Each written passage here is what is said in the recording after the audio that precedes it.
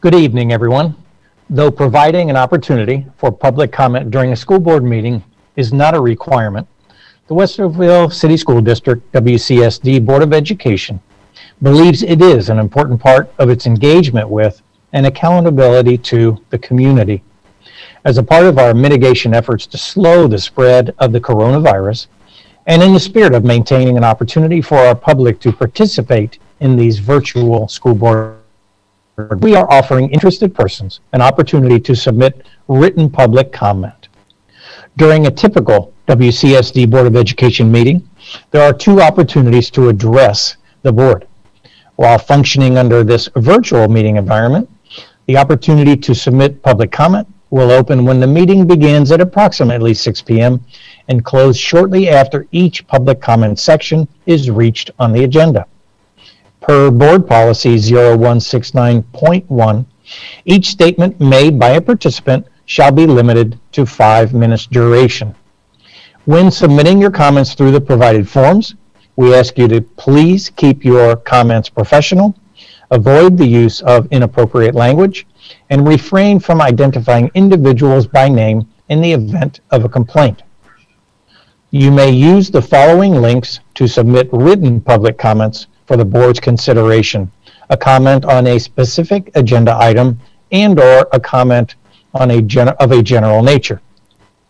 All comments submitted become a matter of public record and are subject to release under Ohio law and the Federal Freedom of Information Act. As with in-person public comments made during a traditional school board meeting, members reserve the right to respond immediately or withhold comment in order to conduct appropriate research and follow up with the speaker at a later time.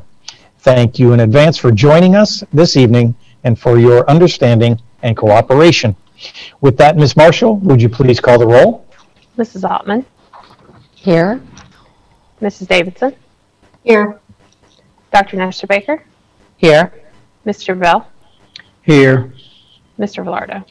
Here. Thank you very much. If you are able, we invite you to stand and to join us in the Pledge of Allegiance. I pledge allegiance to the flag of the United States of America and to the republic for which it stands, one nation, under God, indivisible, with liberty and justice for all.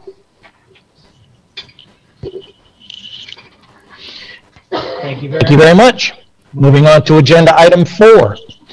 A motion and a second to temporarily suspend Board Policy PO 169.1, public participation at board meetings. May I have a motion and a second, please? So moved. Second. Thank you very much. Any discussion on this motion? Hearing none. Ms. Marshall, please call the roll. Dr. Nestor Baker. Yes. Mr. Bell. Yes. Mrs. Ottman. Yes. Mrs. Davidson. Yes. Mr. Velardo. Yes, thank you very much. Yes, thank you very much. Agenda item 5, a motion and a second to approve the minutes from the virtual hybrid Board of Education meeting held on Monday, November 23, 2020 as presented. May I have a motion and a second, please? So moved. Second. Thank you very much. Any questions or corrections? Hearing none. Ms. Marshall, please call the roll. Mrs. Davidson. Yes. Mrs. Ottman. Yes. Dr. Nestor Baker. Yes. Mr. Bell. Yes. Mr. Velardo. Yes, thank you very much. Agenda item 6, District Highlights and Recognition 6.01. This is our fun stuff. We get to recognize some incredible work done across this district by some awesome people. Dr. Kellogg, do I turn this over to you first or Ms. Kreitz first? I'd be happy just to say a few words of thanks and parallel your comments, President Velardo, that we're just thrilled to be able to have this opportunity to recognize our parent association, all the work they do to support our students.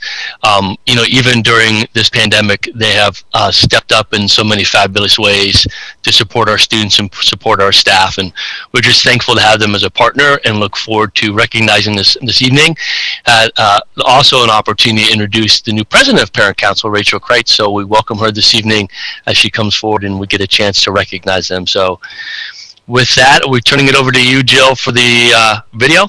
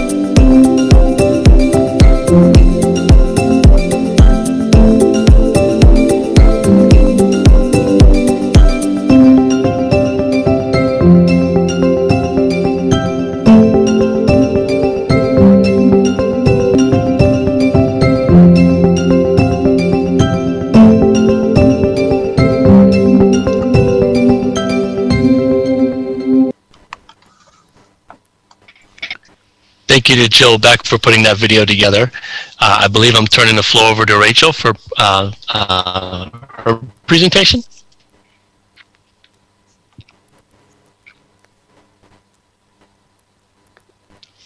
Can you hear me? Yes, we got you. Okay. I can't start my video. I think someone must have to do that for me. So I'll go ahead and get started. Thank you, Dr. Kellogg and the board and President Velardo.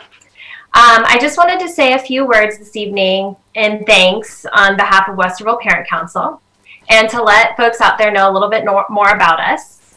Westerville Parent Council is a nonprofit 501c3 organization representing 35 member groups, which include PTAs, PTOs, booster, and community groups serving the Westerville City School District. We provide assistance to these organizations to ensure families are engaged. Oh, here we go. Hi. Hey, there you are. Hello.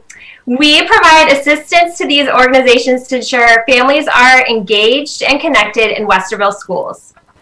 I believe the collaborative efforts of our parents, our caregivers, and families with our staff across the district is the key driver to the overall success of our students. This year's volunteer support report, as you saw some of those numbers in the wonderful video Jill made, once again shows that. Additionally, I would like to recognize the unbelievable ingenuity, dedication, time, and thoughtfulness of the hundreds of volunteers a part of these organizations. This year, as you all know, has been challenging to say the least, and our community has pulled together in incredible ways. From drive-through Meet the Teacher events to fundraisers to care bags for our students, I continue to be overwhelmed by the way our parents and guardians and our teachers and our community have showed up for our children and for our schools. The WPC Executive Board is pleased to share our findings for the 2019-2020 school year with the Westerville Board of Education, our schools, and our community. I'd like to also just acknowledge Elizabeth Washburn, who was the president of Westerville Parent Council for the past 3 years, for her incredible time and work and just setting me up for success in this role as well. She's invaluable to this group.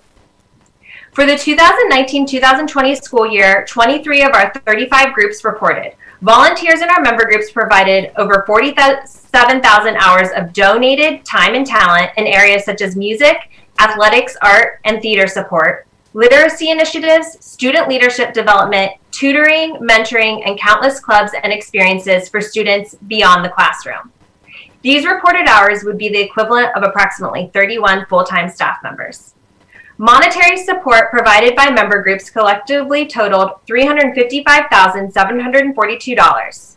This support comes in the form of programs, projects, and activities that enhance the educational and extracurricular well-being of our students. Money is raised through a multitude of fundraising initiatives, contributing to the thousands of hours of donated time.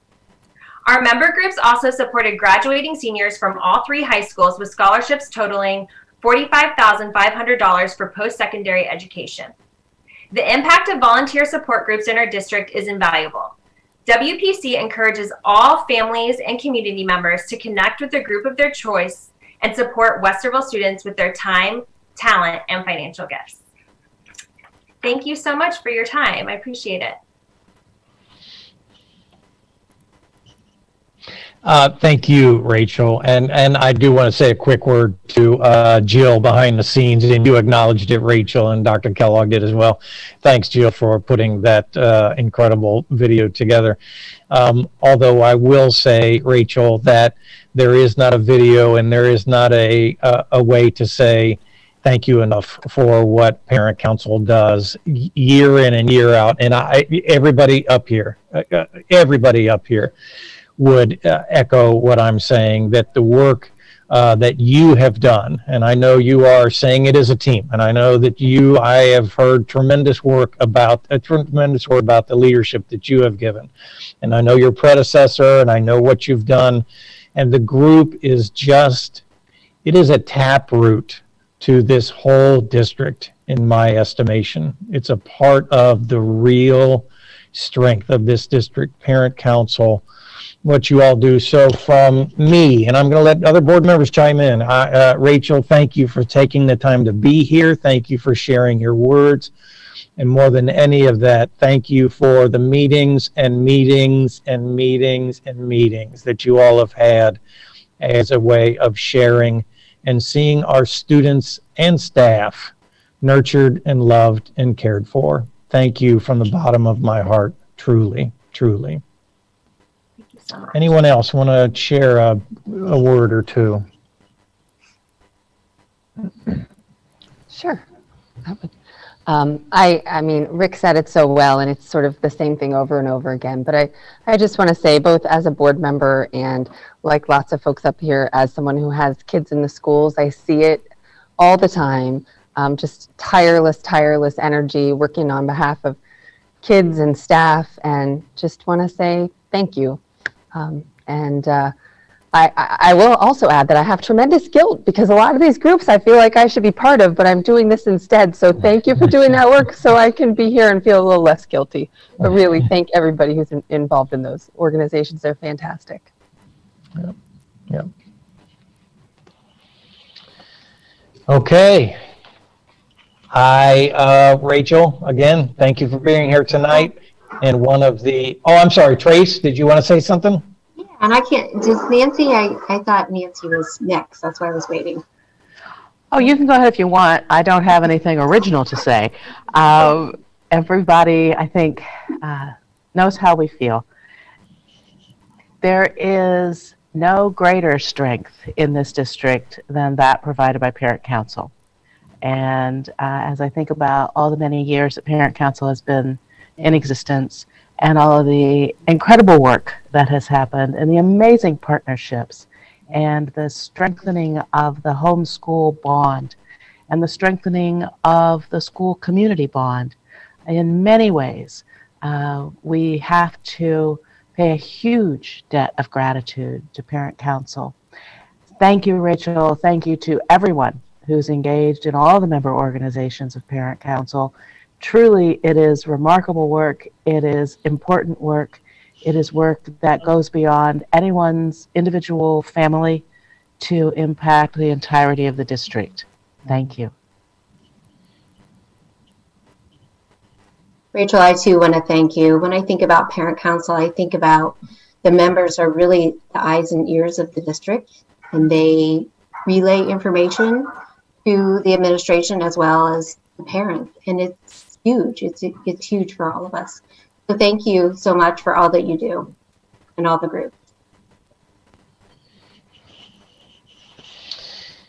All right, Rachel, a tremendous thank you and a bit of an apology that in this COVID year, you couldn't be here and we couldn't celebrate together.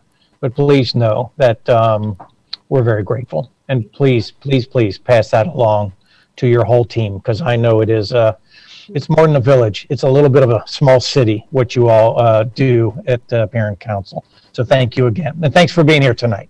Thank you so much. I appreciate it. Blessings. All right, moving on to agenda item 7, reports. 7.01, the superintendent's update. Dr. Kellogg.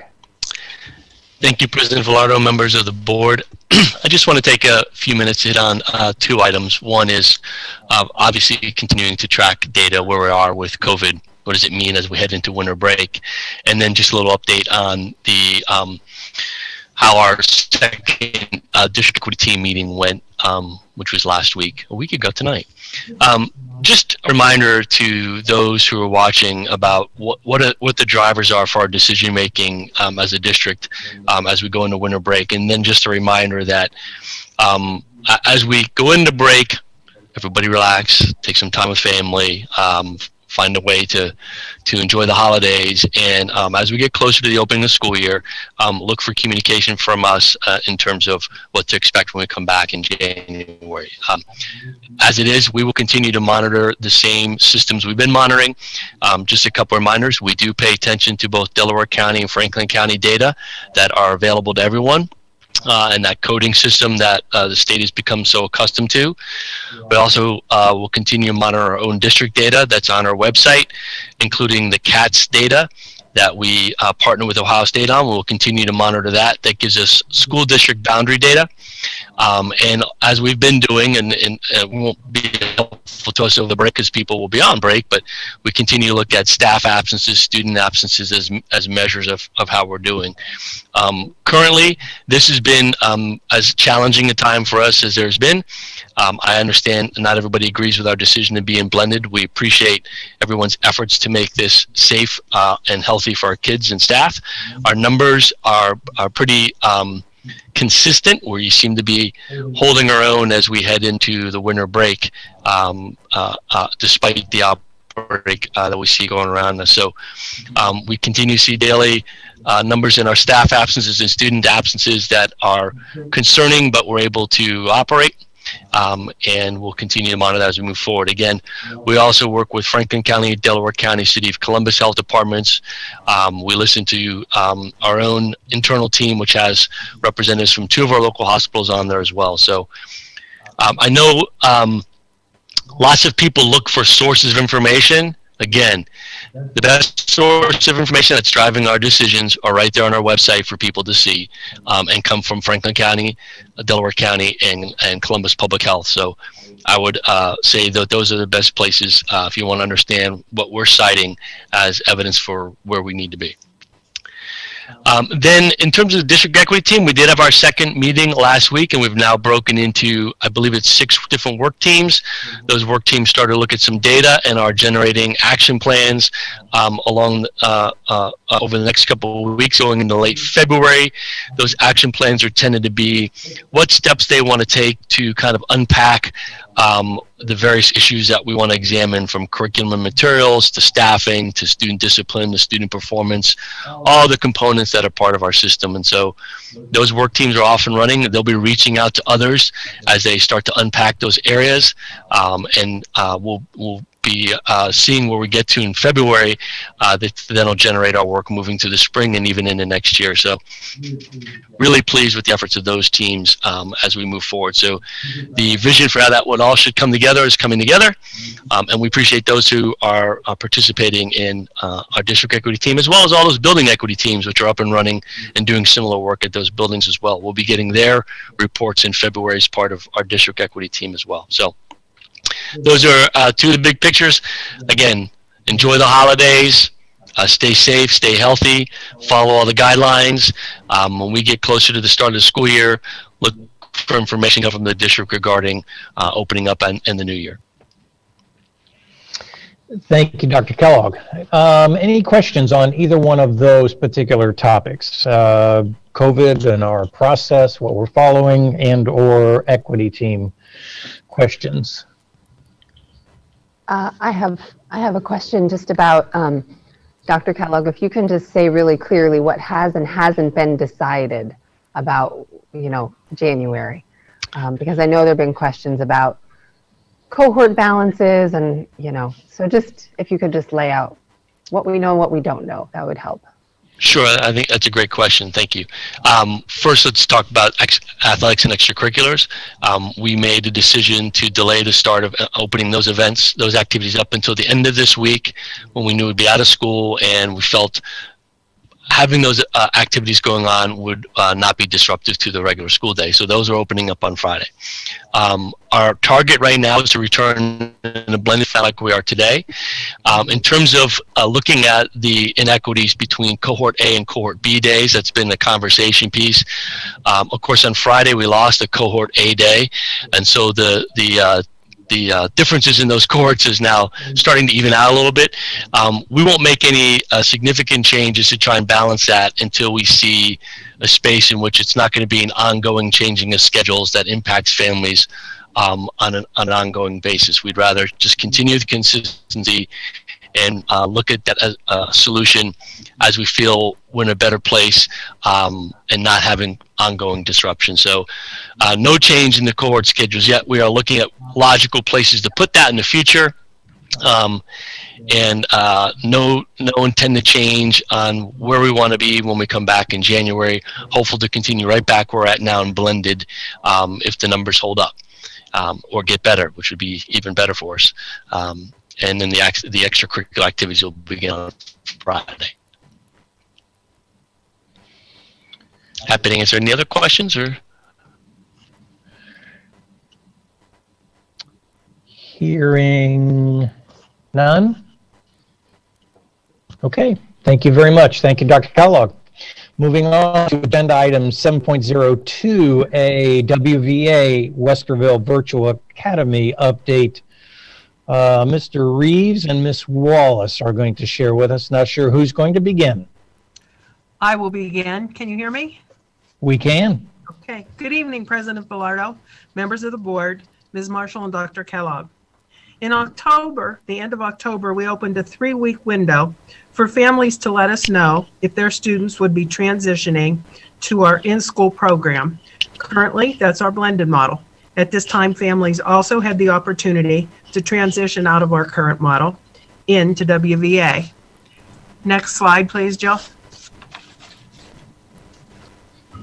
We started the year in July with over 1,900 elementary students registered for WVA. As of December 9th, we had 1,437 students in WVA. And as of this afternoon, and these numbers continually change, our projected number to start WVA in January is 1,122 students. During our transition period, we received 289 requests for students to transition from blended to WVA and 18 to go from WVA to blended. At this time, all of the requests have been processed.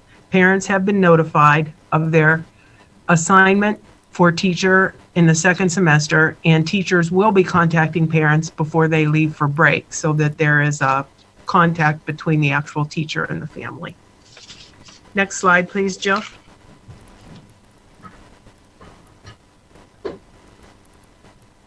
We collaborated with our elementary principals to determine the following: the placement of students. The majority of our students were able to return to their home school. At this time, we have 6 students who will be overflowed out of their home school into other schools in order to come back to our blended model. Staffing implications: adjustments were made to caseloads in buildings as much as possible.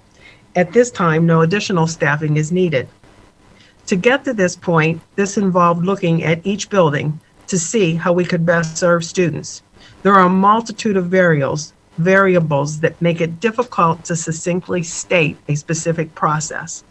For example, in a building with 4 teachers at one grade level, and one of those teachers teaching WVA, if we have 15 students who want to return from blended,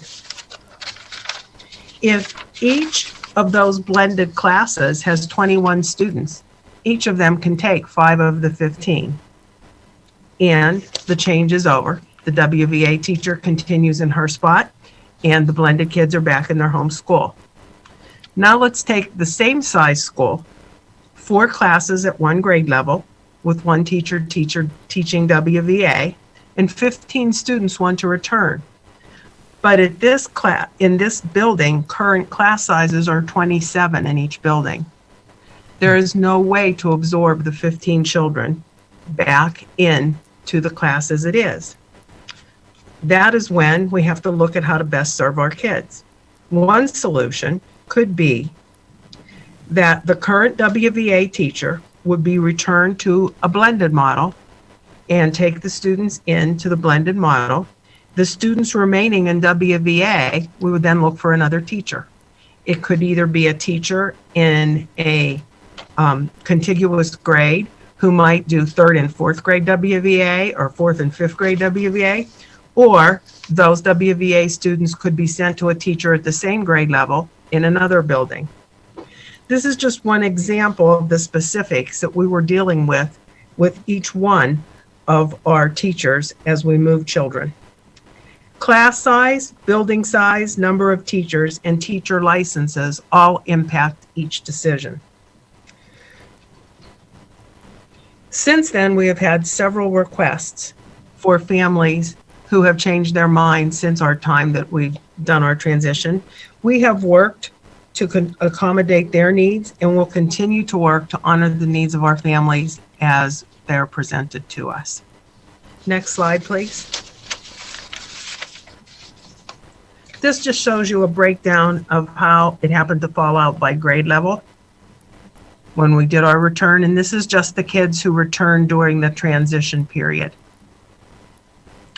At this time, Cheryl Relford will give you a very quick update on the curriculum side of WVA.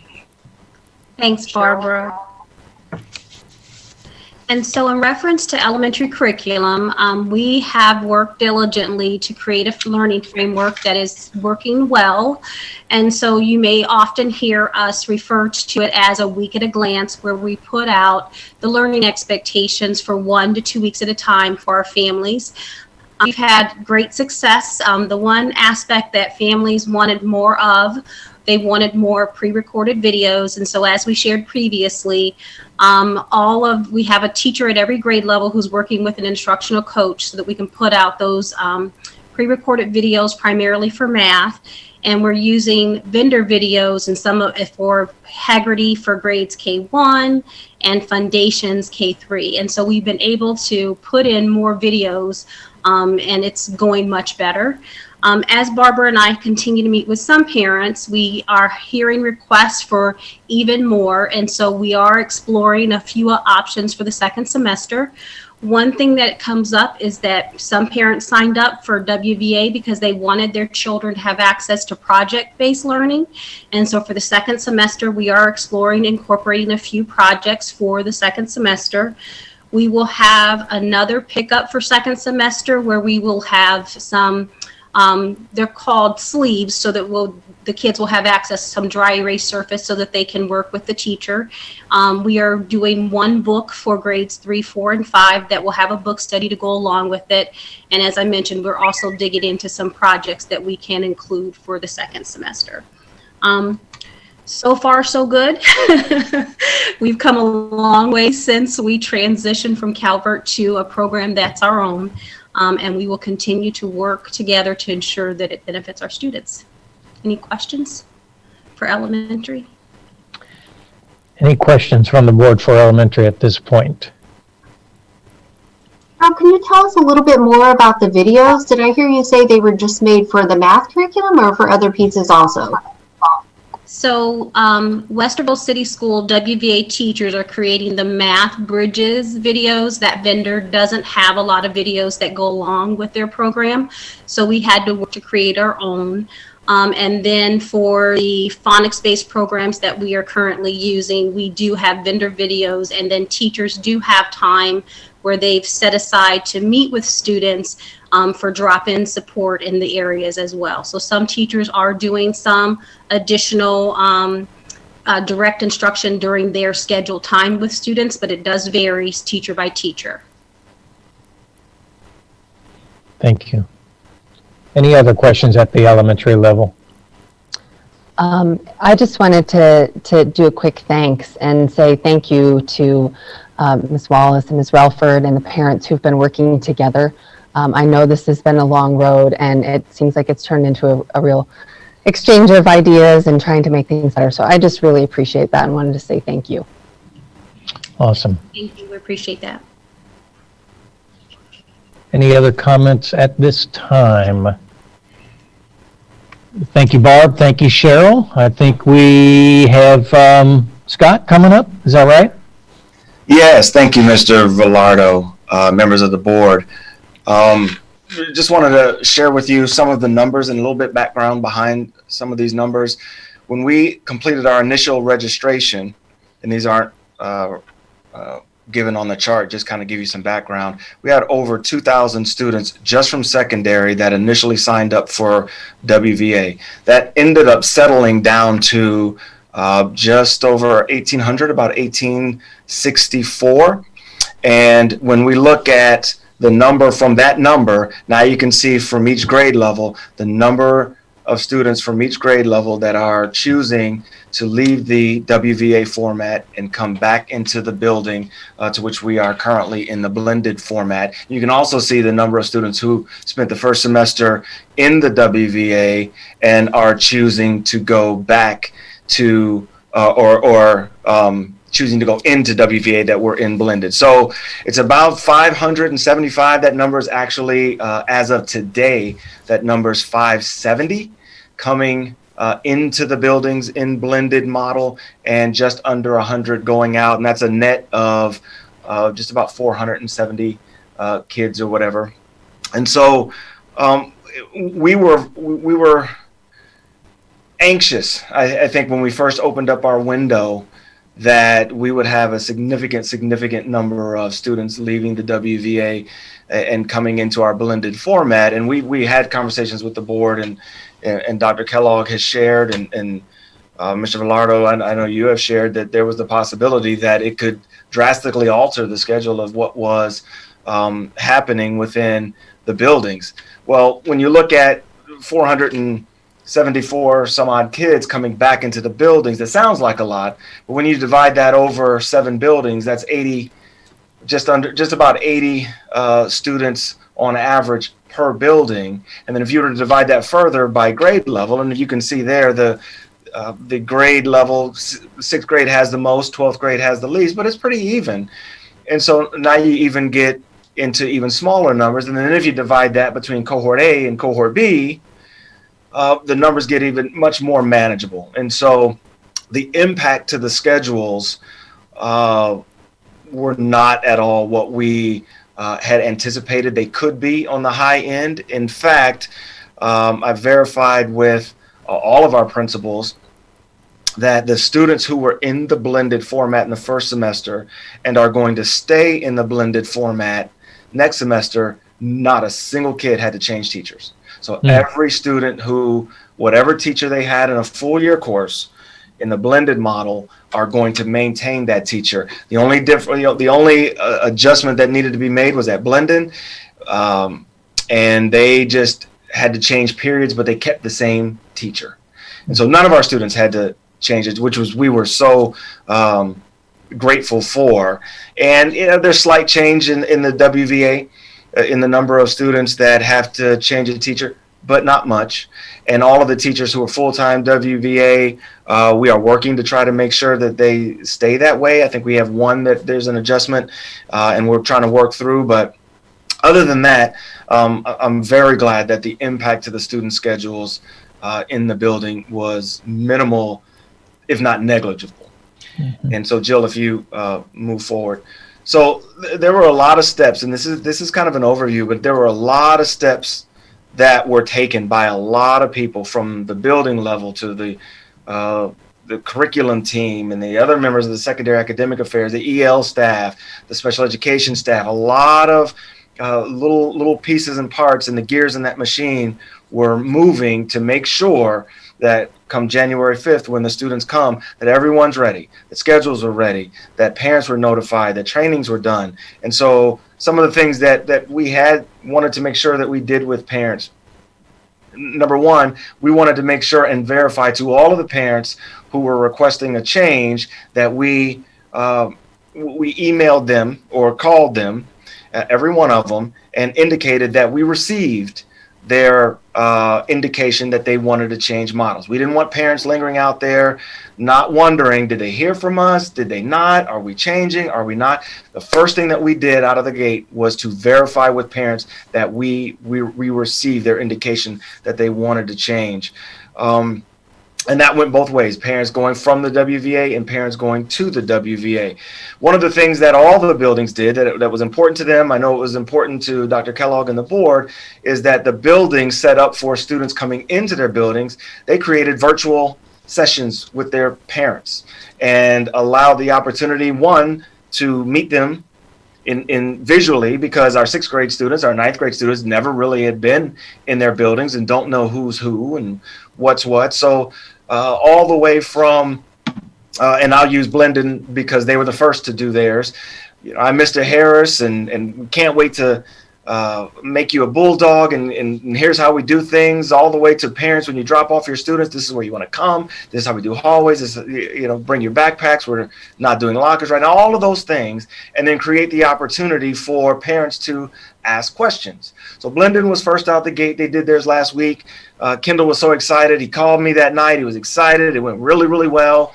The parents that participated really appreciated and had wonderful questions for him. South was next out of the gate. They went on the 10th. And we had 2 today, actually. So over the rest of this week and even right before we start school, all the buildings set up parent sessions. Additionally, the WVA set up orientations and a really wonderful how-to video so that parents going into the WVA could understand, this is how you log on, this is how you navigate Twitter, or not Twitter, this is how you navigate Apex, and this is how you get on, and this is what you do. And so all of those things that we've learned over the course of the semester, we were able to capture, so that the parents starting in WVA for the first time and students starting the WVA for the first time are ready to hit the ground running a little bit better than they were at the start of the school year. So we've been working on that. We have some students who are coming to us from the WVA into our buildings who, quite frankly, aren't doing very well, and students who might normally do well. And I think some of the parents are coming for different reasons. Some of them have indicated they're waving the white flag that that was not for them, that was not a learning environment that suited their student, and they wanted them to come back in the building. And some, quite frankly, said nothing just beats a teacher. Nothing beats the relationship that you have with a teacher, and my child needs that relationship with the teacher to foster their learning. And so we are working now on a variety of support plans for students transferring from the WVA into the buildings who had not done very well in that. And we're also have been working with teachers who are in the WVA and staying in the WVA with students, and teachers of students in blended staying in blended on ways that they could provide support for those students that's just in this critical environment that's just not normal. And so our response doesn't need to be normal, and that's okay. And teachers need to know that they have permission for that. And so buildings are nearly complete with their schedule because it wasn't that significant, and teachers are walking into the break knowing what their schedules are going to be, whether it's going to be in the WVA, knowing what their schedules are going to be in the blended. And as we are organizing all of that, we will be notifying families within the coming days, some buildings sooner than others, but in the coming days, families are going to know what their second semester schedule is going to be, because there's some last minute wrangling, as Dr. Jennifer Knapp will share in a little bit. We've added some courses to add some options for students. We've changed some things. We're a heck of a lot smarter than we were 6 months ago. And we owe a lot of that to not only the hard work of our team, but the feedback from our parents. Like elementary, we had parent sessions. We have fielded hundreds and hundreds of emails from families indicating what's working, what's not working. And I think sometimes it's not easy to do, but we had the courage to make the adjustments midstream. Even if we knew we would take maybe a little criticism for it, we did the things that we felt we had to do to make it better for our students. And I think that's brought us to a really good place. We are infinitely better to start school ready to go on January 5th compared to the learning that we were still doing as teachers were trying to figure out Apex and kids were trying to figure out Apex. And that took some time. And we've got a lot of experts out there now. And we've got some folks transitioning. So we're excited. We think we're ready. The principals are all confident that they're ready to go. We met with all of our departments today, from curriculum to special education to EL to gifted, across the board. And they all feel very, very confident that they're ready to start school and hit the ground running to support our students and support our staff on January 5th. And so I did allude to some of the curricular adjustments that we made. And so I'm going to kind of segue to Dr. Jennifer Knapp, our Director of Curriculum and Instruction at the secondary level, and she'll walk you through some of those things. So Jill, if you will transition to the next slide, please. Thank you, Scott. And as he mentioned, based on feedback from parents, students, and teachers, we are adding courses for second semester. These courses offer an opportunity for students to be more active and have hands-on learning experiences. And these courses are all utilizing our learning management system, which is Schoology. I did want to call out the health course specifically. We got a lot of feedback from the course that we had this semester, which was an Apex course called Principles of Health Sciences. And it had components about careers and various other things. And we have come back to what we are offering in our 7th grade health course. So this course mirrors what our 7th grade students are taking in the blended setting.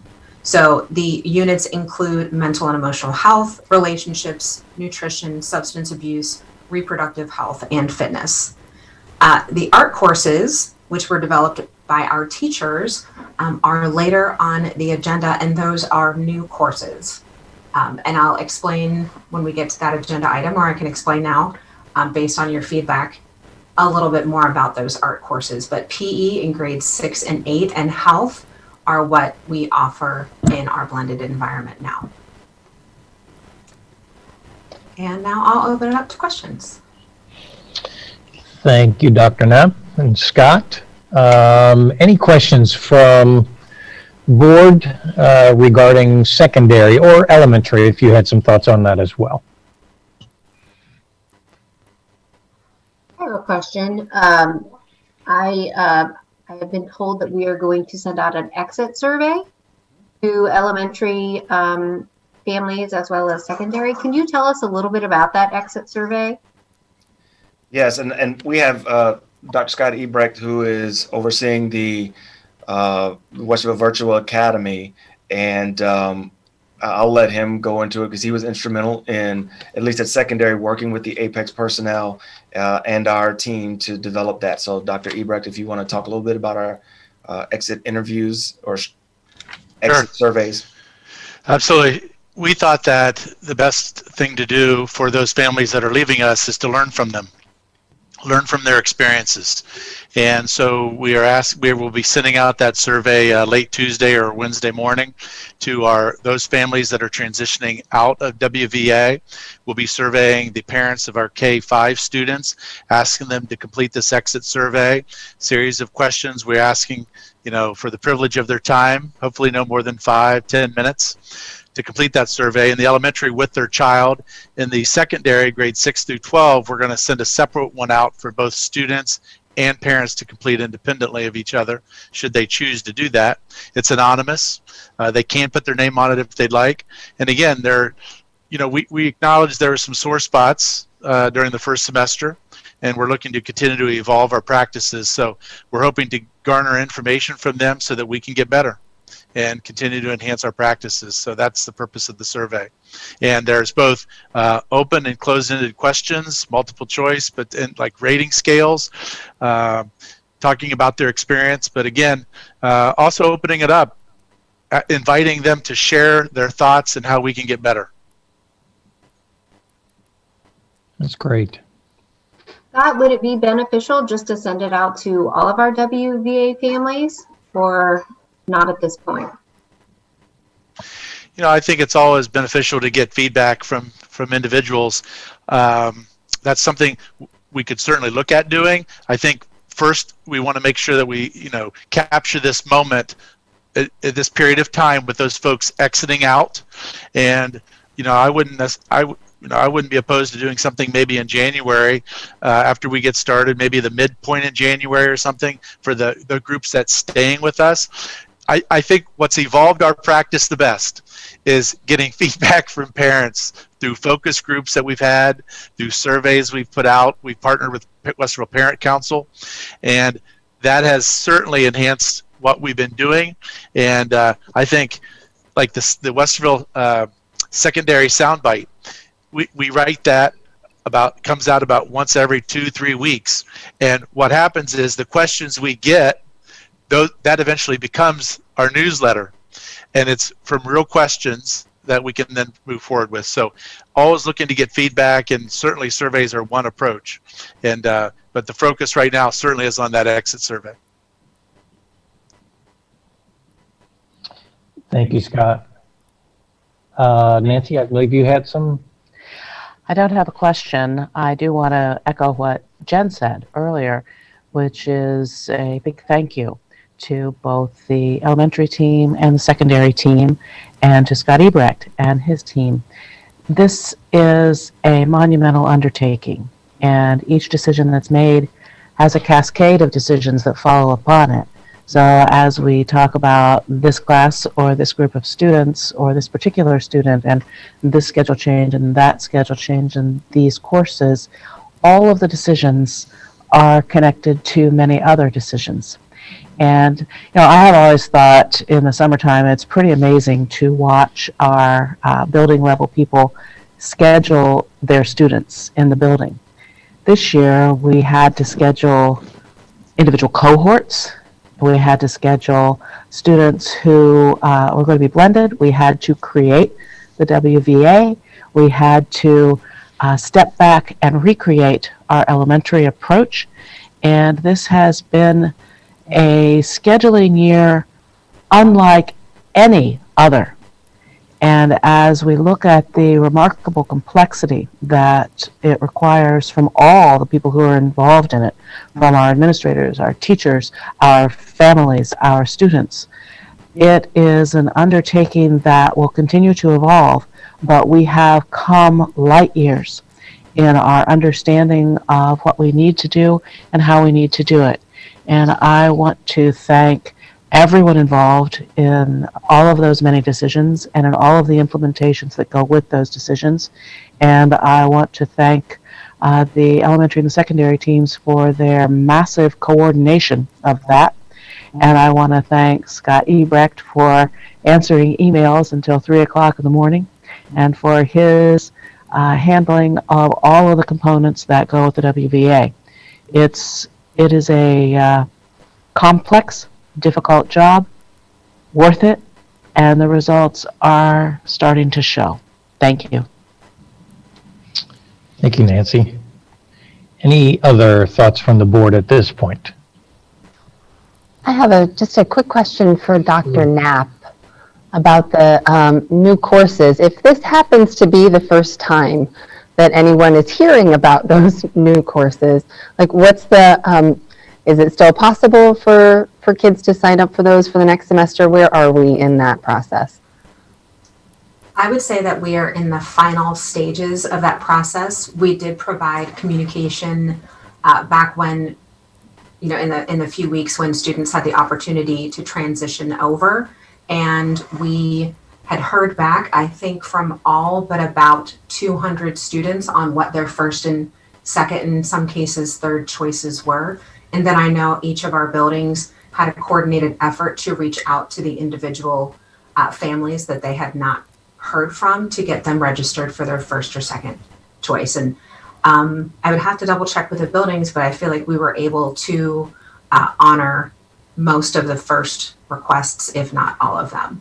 So the parents did hear about this through an email communication and then follow-up communications, but certainly if they hear something and need to make a switch, I would say the first person they would need to call would be their building, their school counselor, to make any adjustments, as we always do. That would be the formal process to make a schedule change. Great, thanks for going over that. Mm-hmm. Thanks, Jen. That's a great question. Any other questions, comments from the board? I would just add a thank you to Scott, to Barb, to Cheryl, to the parents behind the scenes who have tried to give us encouragement and nudge us forward in this, to Scott Ebrecht as well.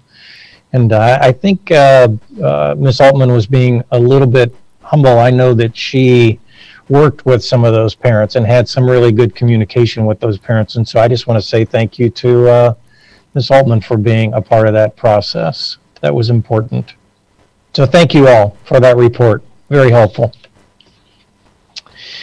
Moving on, agenda item 8.01, public comments pertaining to action items. We will look at the public comments in the next section, whatever is sent in, and I will share those. Agenda item 9, financials. We have none this morning. And moving on, agenda item 10.01 through 10.12, personnel consent agenda. May I have a motion and a second, please? So moved. Second. Thank you so much. Dr. Hopkins is in the house and going to share with us, I believe.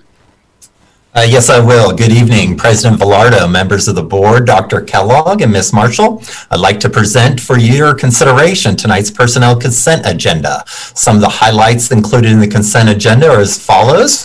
Again, we have some retirements that I'd like to spotlight. We have 5 of them on tonight's agenda. First, we have Ms. Kelly George. She is retiring from her food service position over at Genoa effective March 1, 2021. She has provided the Westerville community with 25 years of service. We also have Deborah Kagarise. She is retiring from her accounting position with the district effective February 1, 2021. She has provided Westerville with 27 years of service. Mr. Frank Payne, he's going to be retiring from his transportation position effective March 1st, 2021. He has provided Westerville with 11 years of quality service. We also have Ann Bates. Miss Bates is going to be retiring from her teaching position at South High School at the end of the school year. That's going to be May 28th, 2021. She's provided our district with 34 years of exceptional service. And finally, we have Miss Debbie Meisner. Debbie Meisner is going to be retiring from her administrative position with the district. As we all know, especially during this year, she is currently serving as our health and safety director and doing a phenomenal job in that critical role, especially this year. She's going to be retiring effective July 31, 2021. She has provided Westerville with 35 years of exceptional service. In addition to those highlights with respect to retirement, we have some 20 resignations from various classified positions, as well as 2 licensed teachers who will be resigning at the end of the school year. And we have 18 individuals who are being recommended for employment to a variety of classified positions. Happy to answer any questions you may have at this time. I would just say, Ms. Meisner, health and safety, this year, I assume, counts about 10 years toward her retirement. Are we giving her 2020 like times 10? Is that what we're doing for her? I wish we could. She has certainly earned it, hasn't she? I just can't imagine. And really, those are some incredible numbers. I know somebody else may want to put a shout out something. Any comments or questions from the board?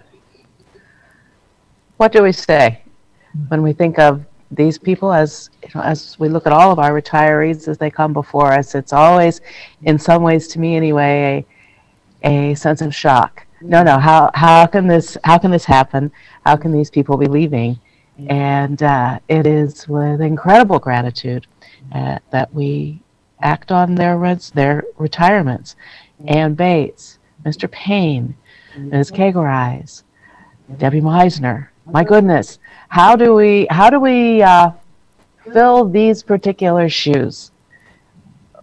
There will be people who come in who take the jobs, but there will never be people who represent the same set of skills and gifts that the 5 people who are on for retirement this evening represent for this district. So thank you so very much. And for most of you, we have a little more time. For some of you, we have even more than that. And I hope that we can make every minute count as we learn from all that you have learned about, with, through, and for this district. Thank you. Thank you, Nancy. So, Paul, you had mentioned Ann Bates, and she is a dear friend of mine. And I know if I don't say this, her Husky family will be upset. I think she started at South High School, but she's been a Heritage Husky for, I think, 20-some years. A proud Husky, and started the Pride program there. So they're really, really going to miss her. But I just thought I should do a little shout out for them. So thank you. Some wonderful people on that list, as always, and we're really very grateful for what you do. Dr. Hopkins, are you still there? I am. This is Personnel Agenda 10.01 through 10.12, correct? Correct. Yes. I wanted to make sure I said that correctly when we did the motion in a second. Thank you. Any other comments or questions? I just have one quick one. I mean, it's already been said, but these retirees are legends. I mean, you see all the list, and I just was like, wow, this is a legendary group. So thank you so much. And just one personal shout out. Miss Meisner was my high school phys ed teacher, and I think she might be just about my last former teacher standing. So kudos and thank you for all the many, many years of service. Every time we do this, we have one of your teachers or... We're going to run out pretty soon because I'm pretty old, actually. They are outstanding people. That's why I will be voting no, just so they understand that ahead of time. Any other comments, questions? Hearing none, please call the roll. Mr. Bell? Yes. Dr. Nestbaker? Yes. Mrs. Altman? Yes. Mrs. Davidson? Yes. Mr. Velardo? A reluctant yes. Thank you all for all that you have done, truly. Agenda item 11, old business. We have none. Agenda item 12, new business. 12.01, revision of 12 high school semester courses of study into 6-year-long courses. May I have a motion and a second for that, please? So moved. Second. Thank you very much. Dr. Knapp is going to be sharing this with us, correct? Yes, that's correct. We're ready. Okay, thank you, and good evening. Several years ago, many more of our courses of study at the high school level were offered in semesters. In the late 2000s, most English and mathematics courses moved to year-long. Moving these courses from semester to year-long enables students to have greater consistency in their learning experience and a longer opportunity to earn credit in that course. Teachers of these courses will also be able to have the same students for the entire year. The 12 semester courses that we're asking and recommending become 6-year-long courses, include 3 in science and 3 in social studies, physical science, honors and regular bio, American history, world history, and American government. This has been something, honestly, that we've talked about on and off for years. And then, we got to this year and said, okay, we had conversations with the social studies teachers at every building and the science teachers as well. We talked at length at 2 different high school curriculum council meetings, and the high school curriculum council made this recommendation. We were just the listeners. Thank you very much for that explanation. Dr. Nestor Baker, being in curriculum, do you have a word or thought on this? I do. I think this makes very good sense. And as Jen said, this has significant teacher involvement in the recommendation. It is better for students. It's better for teachers. It's better for teaching. So I hope you will consider approving it. It has gone through all the processes and is strongly recommended by all involved. Thank you so much. Any other questions or thoughts on this? Of course, I have one question. That's fine. Dr. Knapp, I'm wondering if you can just talk about what differences this might make for students on the ground. Like, say a family had an older child that went through the courses when they were semester courses, and now somebody's going through a year-long course. How would that look different from a student point of view? It won't look a whole lot different. What the building registrars had figured out was they figured out kind of a backdoor into Power School to try to make it so the first semester teacher was the same as the second semester teacher. Now this will be automatic. So the change would be that previously there was a chance that they wouldn't have the same teacher for the same course. As much as we do focus on our pacing guides and courses of study, some of the timing is dependent on the teacher. So perhaps a student may miss something or repeat something. Again, this, through the magic of Power School, this is very limited, and we've gotten it to that point. At first, it was a little, bit of a learning curve, but now that will be a smooth transition from one semester to the next. I would say that would be the difference. Great, thank you. Thank you. Any other questions, comments? Hearing none. Ms. Marshall, please call the roll. Are we voting on this? It's the first reading. I asked for a motion and a second, didn't I? You But did. we're not voting on it, are we? I don't believe we are. It's the first reading. That's kind of why I was looking a little funny when you I did know, it. that's why I saw that funny look, and I thought, well, normally she would throw something at me, but I had this barrier. I was wondering if this was something that had been decided that we would No. suspend our regular and vote on it. No, as soon as I asked for the motion and the second, I thought, I did that because Mr. Bell told me to. Yeah. So, how do we get out of that? Do we all just vote no or ignore it? We just ignore it.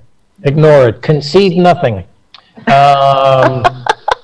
Oh, I'm going to hear on that one. Thank you, Dr. Knapp. Moving on to agenda item 12.02. 7th and 8th grade art for middle school, art and digital world for high school. Dr. Knapp, please come back in and get me out of this mess. My pleasure.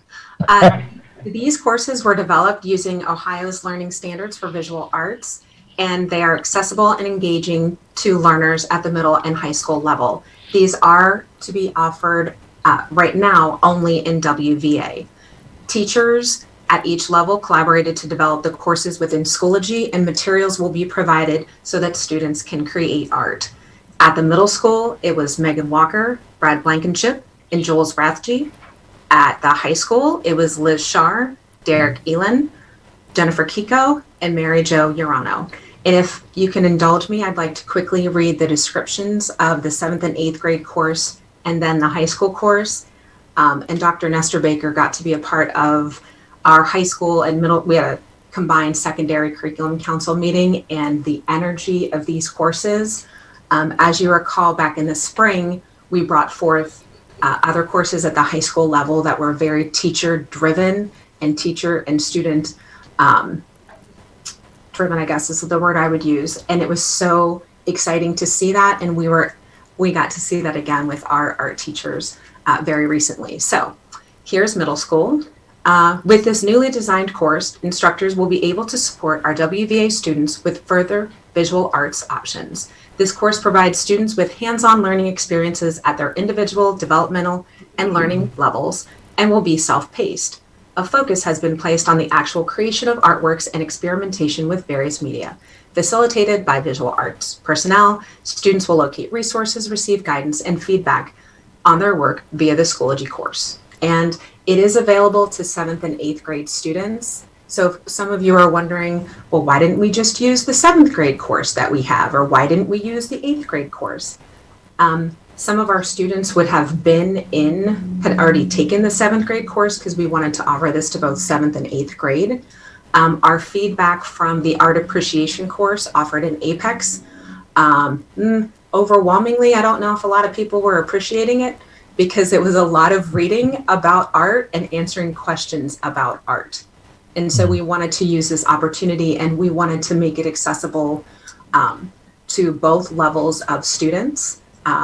We do not currently offer art in 6th grade, and we wanted to stay as closely aligned to what we offer in our current blended environment that we do now. So that is the distinguishing things there. And if I can click over to the high school art course, which is called Exploring Art in a Digital World, focuses on the importance and impact of art in our digital culture and everyday lives.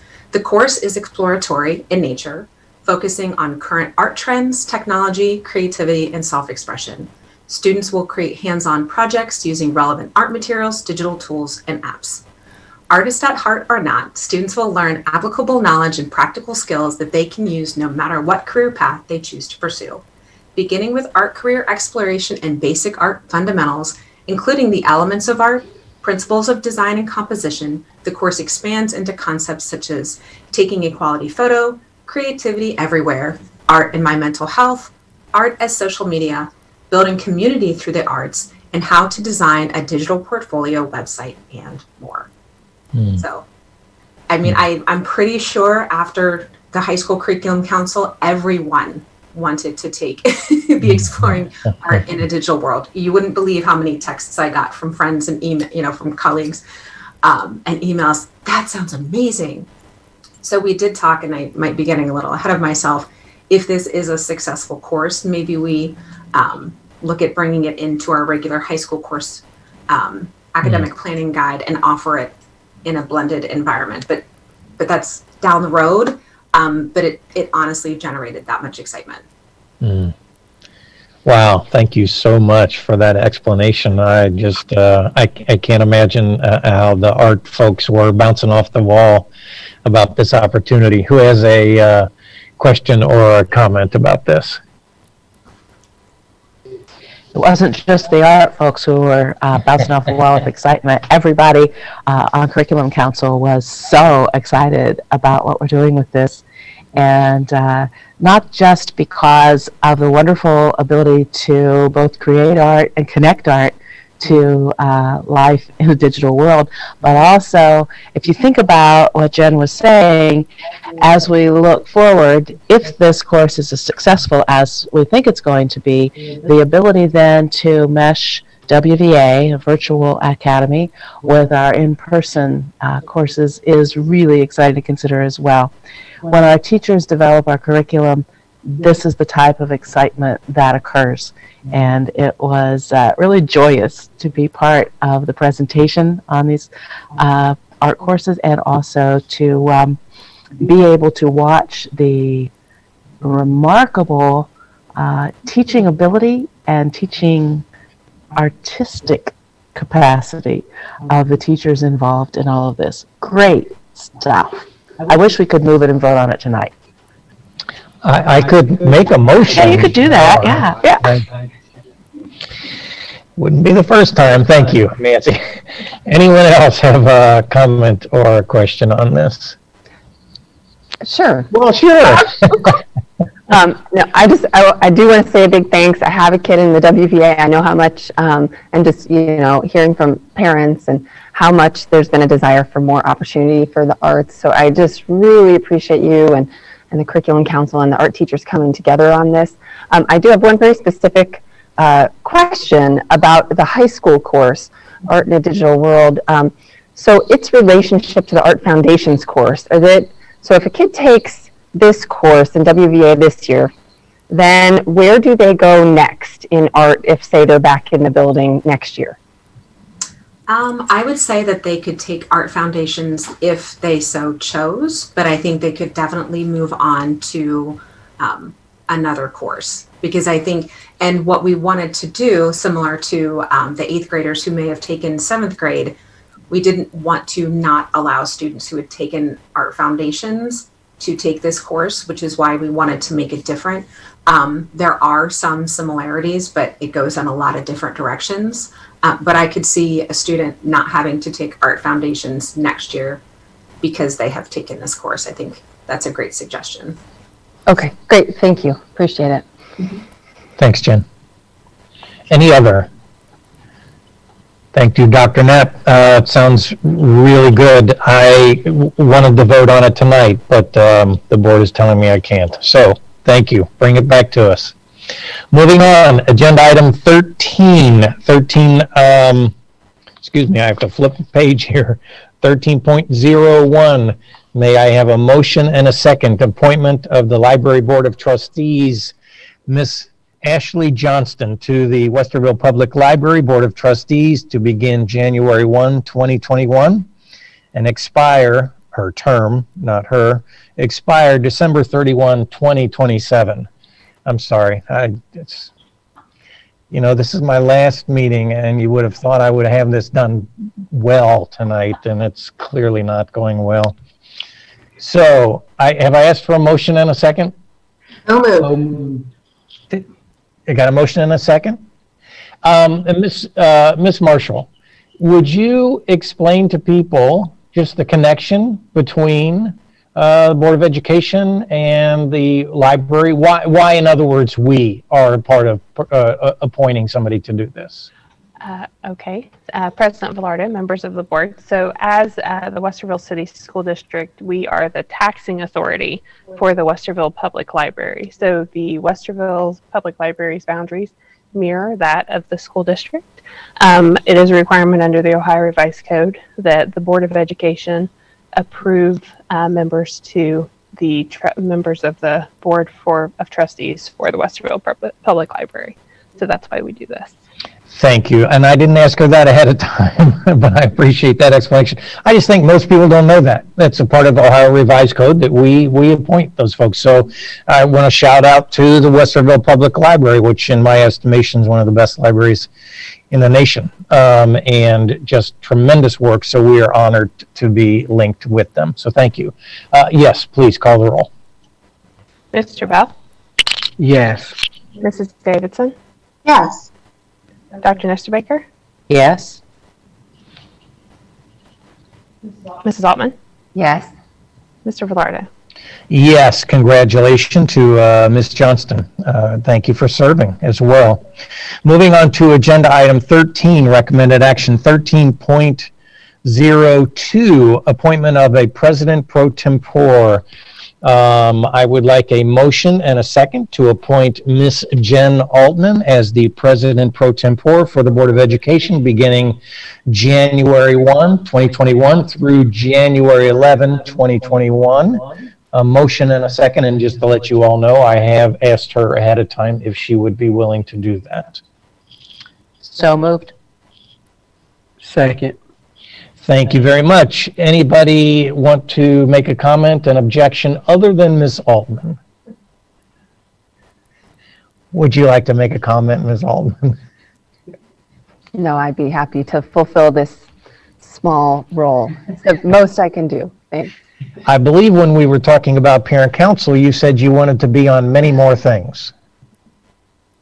And so I'm living my word here. You are living your words. Okay, may you please call the roll. Dr. Nestor Baker? Yes. Mr. Bell? Yes. Mrs. Altman? Yes. Mrs. Davidson? Yes. Mr. Velardo? Absolutely, yes. Thank you very much. And thank you, Jen, for being willing to serve. Appreciate it. Moving on, agenda item 14, public comments. I'm going to ask the producer behind the screen, do I have any comments to read? Yes, those are located in your district email. Thank you, sir. Get that? Please be patient.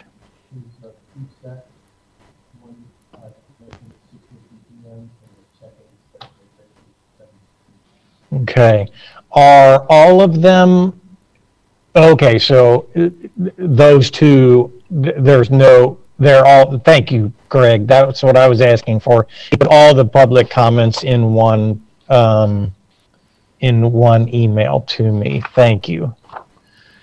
And as we said at the beginning, I will read through these and hopefully they will, I know there's a timer, hopefully not take more than 5 minutes each one. Let me know if it does. So first one I'll read is from Mr. Todd Lotz, and he begins with 2 predictions. Over the Christmas break, decision will be made to push back the start of hybrid schedule from January 5 to January 11, creating an even greater gap between cohort B in-person days, cohort A in-person days. Current gap is 5 days. I think it's now 4 days, actually, isn't it? Since we had that one. 4.5. Sorry, comment. When pushed on it, responses from leadership, as in other occurrence, will come up with excuse after excuse to the effect of it makes more sense to make few changes to the schedule as possible rather than make short-term corrections. That means the superintendent has an excuse ready to go when parents complain, like what happened after Thanksgiving.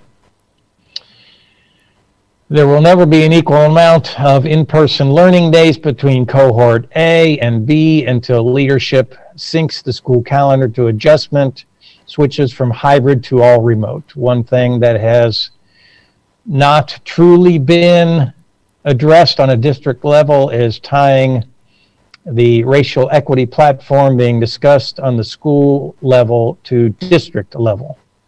A couple of months ago, I requested and received a racial and demographic breakdown that proved how our board and district leadership, racial and ethnic demographic is significantly inconsistent with elementary, middle, high school, racial and other ethnic demographics. Those were the 2 predictions.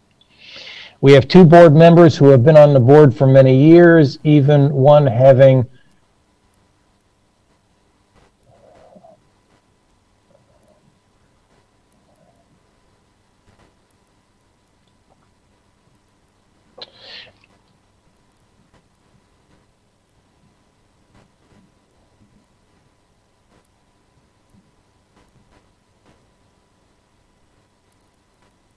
I will not be reading the rest of the comments from Mr. Lotz.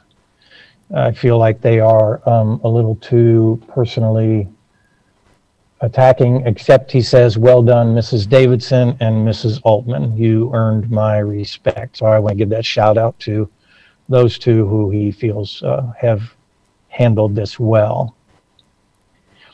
Aaron, there's no other name provided. Please don't forget about cohort C when you are making decisions of who can come to school.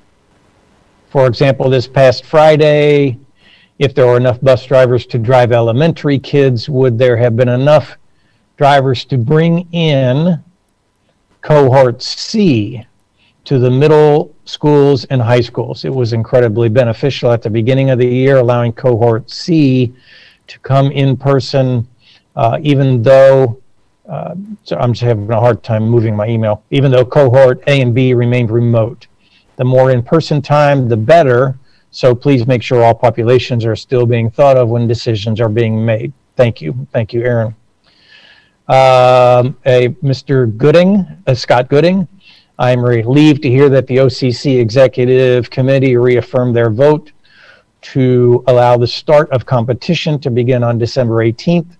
I am, however, very disappointed that our district felt it was necessary to make a motion that the season not begin until January 2021. All three high schools are now the only Ohio Capital Conference OCC schools not practicing. In fact, the majority of OCC schools are already competing against non-OCC schools. They have obviously figured out how to make that happen in a safe environment with the proper protocols in place. We just received information this past weekend from the district announcing yet another delay. They shared their intent to allow middle and high school athletes involved in winter extracurricular activities to resume practicing starting Friday, December 18th. We cannot delay the start of the winter season any further. Our student athletes need to be permitted to practice immediately. Failure to do so will place our children at risk of injury and not allowing them to adequately prepare for the season. Thank you, Mr. Gooding. Christy Smith. The special needs classroom resource room has students who require 24/7 care. More than 12 hours is needed to plan for school cancellation. Why are notifications for this group often overlooked? Bridget Gooding. Consider this. As a district, you have chosen to take away our rights as parents to choose to allow our children to participate in extracurriculars. As a health professional, I respect the gravity of the seriousness of this pandemic. That said, I want the option to opt in or opt out of extracurriculars. If parents don't want kids to participate, they have that right. But you have taken away my choice without regard to the significant consequences to our students. Ms. Gooding. Bruce Sterling. I appreciate the opportunity for our winter sports to compete. You have chosen to put Westerville City schools at a disadvantage because of the delay of practice and competition with other schools, and while other schools in OCC are participating. I would hope that for these student athletes' sake, you do not take this away from them again. If you have the data that the winter athletes have been a major cause for the spread, please provide this data to the public. Many students rely on winter athletics to enter higher education, and for these students, this is their pathway. I appreciate, I'm sorry, that was a repeat. That was the same one. Thank you, Mr. Sterling. From Mr. Craig Will. Keep kids in school, let them play winter sports, eliminate spectators, and let parents watch live via YouTube if necessary, from Mr. Will. Emma Gooding. We need to practice now.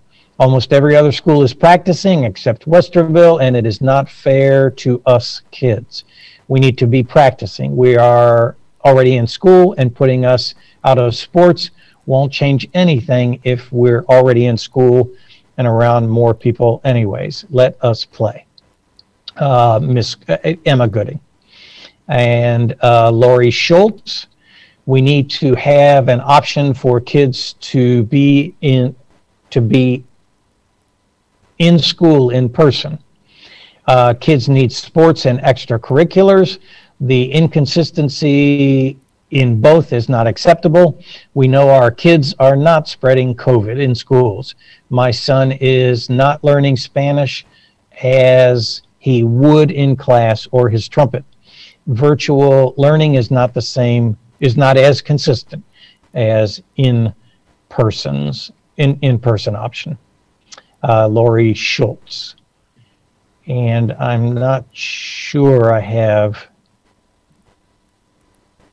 Mr. Lotz sent an additional correction to cohort A Friday comment. Elementary students were all in class Friday. Cohort A, only middle high school students per email that went out. So he was referring to the dates that we were just talking about.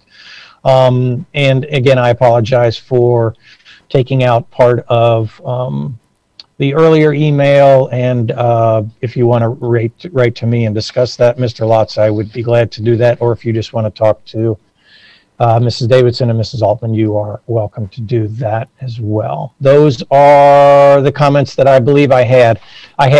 Is that correct? Behind the scenes administrator. Yep, that was all of them. Thank you very much. Appreciate that. And thank you very much for everyone writing in and sharing your thoughts. Moving on to agenda item 15, board comments. Normally I begin with Ms. Altman, but I've picked on her enough this evening. So Mrs. Davidson, would you like to share some board comments? Sure. First off, I would like to thank you and Vaughn for serving in leadership this year. You guys sure picked a fun year to do that for sure. I would also like to thank Parent Council for all that they do for our district. And then I would like to say to everyone else, I hope you have a relaxing winter break and you're able to spend time with loved ones and be safe. Thank you, Ms. Davidson. I appreciate it. So, Ms. Altman, I gave you a one-person break, and now I'm going to... That's it? I thought you were going to... Well, I've made several comments throughout the evening, but I think at this moment, everybody knows this, but I just feel compelled to say this is such a serious time, and I know it's just so hard. It's hard for kids. It's hard for teachers. It's hard for families and staff in our buildings, and I just want to acknowledge how hard it is. And there is no decision that can be made up here that is the decision that's the best one for everybody. And I can just say as a board member that really weighs on me. I know that. Whatever decision we make is somebody feels not the right decision for them. So I just want to acknowledge what a very hard time it is. And I just really encourage people to do what you can to stay safe. This virus is no joke. And wish everyone a good, peaceful holiday. Please stay put, with your family, close it in. And that's how we're going to get back to normal more quickly, hopefully. So, and that serious note aside, again, just so many thanks are due to staff, to families who are working with our staff all the time to try to do the best that we can in this really challenging year. So thank you for that. And again, President Velardo and Vice President Bell, I want to echo Mrs. Davidson. Thank you for serving in these roles in a year that you could not possibly have imagined when you agreed to do it, or I think maybe you wouldn't have, but thank you. Thank you, Ms. Altman. Appreciate that. Dr. Nestor Baker, I assume you want to go with the doctor title. I would like to, Yes, Reverend Velardo, I do. about that these days, and I just want to throw that out there. I want to echo what has been said already. Even though we tend to echo each other, it doesn't mean that we don't feel it very strongly, whatever it is we're saying. This is a tough year. We all know that. And it has involved decisions unlike other decisions that have been made. And it has caused us to rely on experts that typically have not had to play the kind of role that they play in helping schools make decisions. But we do rely on health experts. We do rely on data. And we do the very best we can to make decisions that make sense for this particular school district and all of the people within it. As Mrs. Altman said, that doesn't mean that everyone's going to like those decisions. And we know that, even though we wish it could be otherwise. We have to do what we believe is in the best interests of all of our students, all of our staff, our families, and our community. It is serious. It will pass. And like all of us out there, in here, everywhere, we look forward to the time when a more normal approach to school, a more normal approach to life can return to us. We all need it. We all are better with each other. But to get to that point, we have to weather the continuing storms of being isolated more than we would want to be. I am deeply anxious for a lot of our families and for our children as we have to continue along this path. But we do so knowing that it is the safest way, and it is an appropriate way, and it will get us sooner to where we all want to be, which is back together at school. That is my serious stuff. And I want to thank Reverends Bell and Velardo as well. What a year to be in leadership of the board. Rick, I particularly want to thank you. You have done a phenomenal job as president. I have more respect for you than I have ever had, and it has always been high. So I thank you for all you have done. I thank you for your incredible heart for this community and your incredible love for this school district. And I thank you for your ability to put that heart, that love into play in making decisions and interacting in the way you have done as president of the board. Thank you, friend. You've done well. Thank you, Nancy. Reverend Bell, you've been quiet tonight. I thought maybe your microphone was broken or something over there. No, it's not broken. I would just like to, as has already been expressed, start with saying thank you. I would first of all like to thank our students and family that are a part of the Westerville City School District. I know and appreciate, as we all do, how difficult this time is for you, all of the changes that you have had to endure and roll with. We just want to thank you. I want you to know that we make the decisions that we make with the best interest of you, our students, our families, our staff, and the broader community that we are a part of. And so we take these decisions very, very seriously. And so I just want to thank you for your cooperation through this rough, challenging time. I also want to especially thank our staff, our teachers, our support staff, our administrators, because just like our families have had to roll with the punches during these difficult times. You have had to as well. And so I want to thank each and every one of you for the Herculean effort that you have put forward to make this school year, at least this semester, the first semester, as positive as can be for our young people, for our students. I would also like to thank Parent Council for all of the support that you provide to us here in the district, all of the resources that you provide. As a district, we don't have enough money to pay for all of the help and the support that you provide. And so we cannot thank you enough for all that you do. So thank you very much. I would like to thank each of you, my fellow board members, Ms. Davidson, Dr. Nesta Baker, Ms. Altman. Thank you for working together over the course of this last year. I truly appreciate it. It's been an honor to be able to serve alongside of you. Ms. Marshall, Dr. Kellogg, thank you very much for all of your support during this time as well. And President Velardo, I get to call you that one more time. Mr. President, truly thank you. It's been an honor to serve in leadership alongside you this year.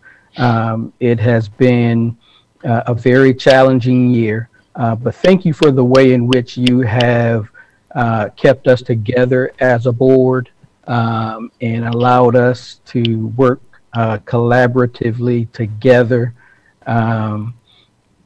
even during times of intense times of fellowship, shall we say. Thank you for just how you've been the rock that has helped hold us steady through this time. Thank you for your leadership. And I'll just end with wishing everyone a very safe and happy holiday season. I want to encourage everyone to practice what I'm now calling the Westerville Way. And there are 3 components to the Westerville Way. First, wear a mask. Second, wash your hands frequently. Third, watch your distance. Please maintain a safe 6 feet of social distance. And if we do that, if we work together, I know that we will be able to have a safe holiday season. So happy holidays to everyone. Thank you, Vaughn. I appreciate it. In case you were not aware, this is our last meeting for the year. That's why we are doing some extra thank yous and shout outs. And if I have thought of a few things I'd like to say, so if you'll indulge me for just a few minutes, I promise not too long, and I will not pass the plate, but I'm going to just share a little bit. I want to say thank you to this board. I love everybody that I'm working with up here. I have a deep love and respect for everybody here, and that's not always the case in not just boards of education, but boards in general, organizations in general. I am always impressed by Ms. Altman's sensitivity and her questions and her authenticity, and I'm grateful for that. I want to say to Mrs. Davidson, who I probably journeyed with the longest before being on the board as well. I've never doubted that Mrs. Davidson, even when we have disagreed, always made her decisions in the best interest of the students and the staff of this district. And I am intensely grateful for that. Dr. Nesta Baker, Nancy, who I knew her dad 25 plus years ago before I even met Nancy, and she's kind of the historical wisdom that we have up here. That is not calling you old. Don't accuse me of that. I'm just saying that you have some historical wisdom, and I'm very grateful for that. When I ask for a motion and a second, and she looks at me sideways, I know, okay, there's something I did wrong. I'm not quite sure what it is. But I am deeply grateful for your love of this district, which is evident to anybody, I think, that truly knows you. And I'm thankful for the way that you've encouraged me along the way.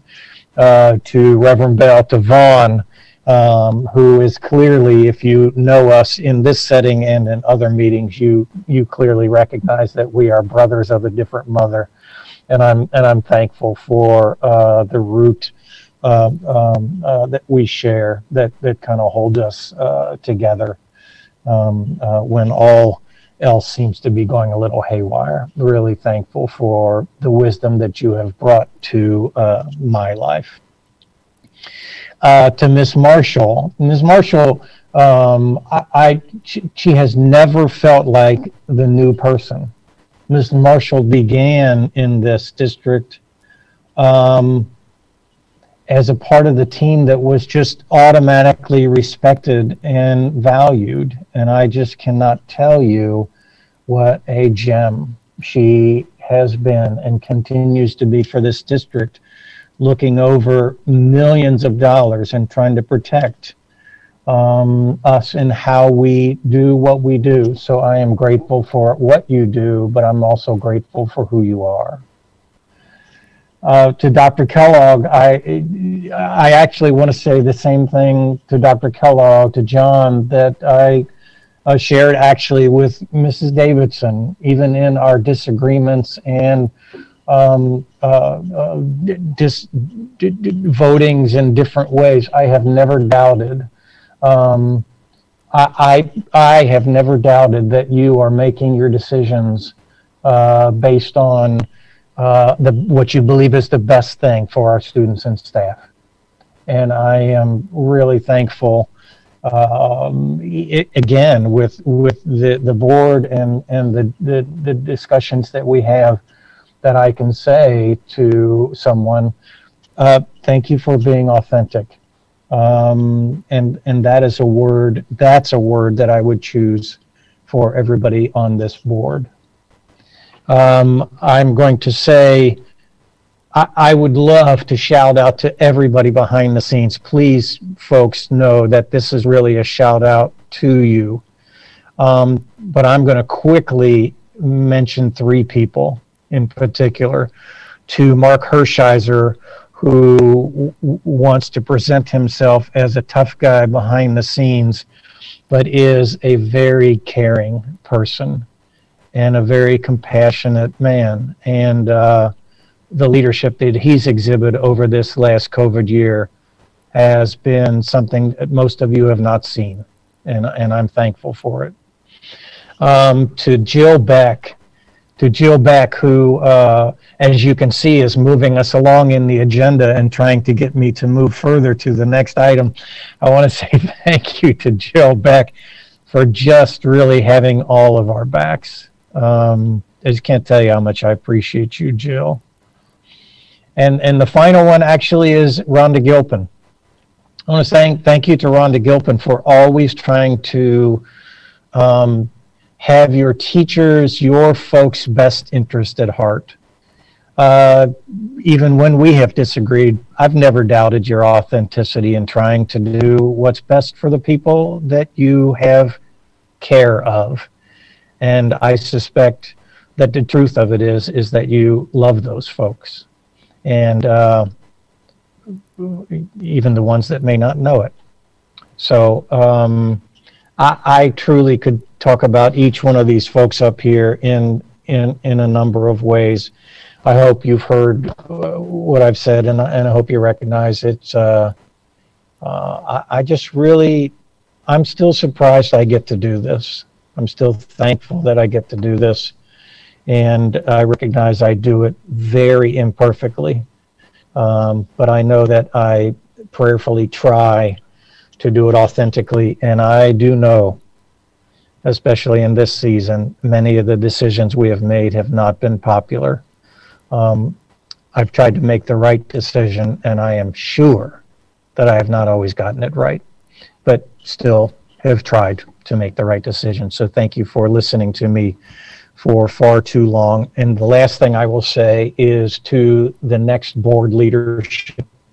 We don't know who that is. I don't know who that is. Those are conversations. To the next board leadership and to the next board, I would urge you in significant ways to make sure that we have a work session, a retreat, a something that helps us to gather around core values when it comes to inter-board communication, intra-board communication, that the board continues to work toward authenticity and communicating,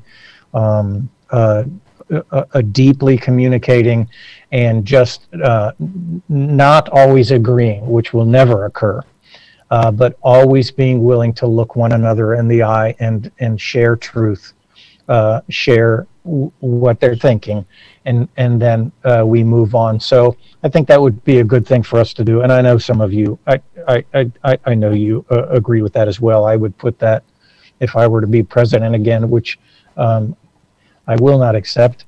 If I were to be president again, that would be something I would encourage all of us to do, to have that retreat, that work session, however that works out. I think that's it. I want to say thank you to Cynthia and to Anthony and to Stephen, who have been really the best people on the planet and have put up with a lot. And I'm grateful for that. Enough. I truly could share too much. Thank you very much for allowing me to do that, friends. And Jill, we're going to move on to agenda item 16.01. Oh, I see you have it up there already. Agenda item 16.01, times, dates, location of our next meeting will be on January 11, 2021, where Jennifer Altman will be president pro tempore. And she begins that role in January 1, so who knows what she may introduce at that particular moment on midnight point 1. So we will meet here, Early Learning Center, January 11, 2021, 6 p.m. And with that, I know I'm forgetting something, but may I have a motion? Or Dr. Kellogg, Ms. Marshall, would you like to say anything? I am so sorry. I should... You're good? You're good? Okay, I'm sorry. I should call on y'all. Did I get a motion and a second for that yet? So moved. Second. Thank you very much. Any discussion, question? Hearing none. Ms. Marshall, please call the roll. Mr. Bell? Yes. Dr. Nestor Baker? Yes. Mrs. Altman? Yes. Mrs. Davidson? Yes. Mr. Velardo? Please have a blessed and safe and restful holiday season. Stay close to your pod, mask up, take care of yourselves and each other. Yes, the meeting is adjourned.